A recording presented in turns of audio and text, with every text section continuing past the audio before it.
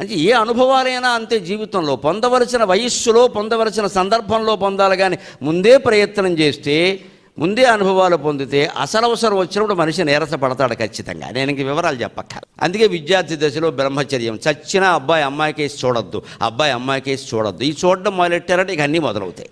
చూడొద్దని చెబుతారు, అంతవరకు ఖచ్చితంగా చెబితే ఏదో చూసినా ఊరుకుంటారులే. మనం చూస్తే ఏమైంది, మాట్లాడితే ఏమైంది, ఇంకా అన్నీ ఏం చేస్తే మాత్రం ఏమైంది, ఇదే వస్తుంది వ్యవస్థలో మొత్తం. మొత్తం విద్య పాడైంది వేళ. అంచేది వేదాంతాన్ని అందరికీ ఎందుకు చెప్పేవారు కాదంటే ఇది రహస్యం. ఇలా సభలో చెప్పేసేస్తే వినేవాళ్ళు నేర్చుకుంటే పర్వాలేదు. ఇక్కడ పెద్దవాళ్ళు వచ్చారు సాధారణంగా. వేద విద్య అలాంటిది కాదండి. వేదాంతం చెప్పాలంటే అది చెప్పాలి. అందుకని ఆ పరిపక్వత వచ్చిందా లేదా చూసి చెప్పేవారు ఉపనిషత్తులు. నేను ఆ విషయం చెప్పడానికే మీకు చెబుతాను. అందుకని ఉపనిషత్తులు నేను బోధించట్లేదు ఇక్కడ, ఇలా తేలిగ్గా బోధించగలిగేవి కావు. నేను కూడా ఇంటి దగ్గర ఏడిచి ఏకాంతంగా చదువుకుంటేనే నాకు వస్తాయి, ఇంత తేలిగ్గా వచ్చేవి కాదు. ఊరికి ఉదాహరణకి చెప్పా ఇలా ఉంటుంది.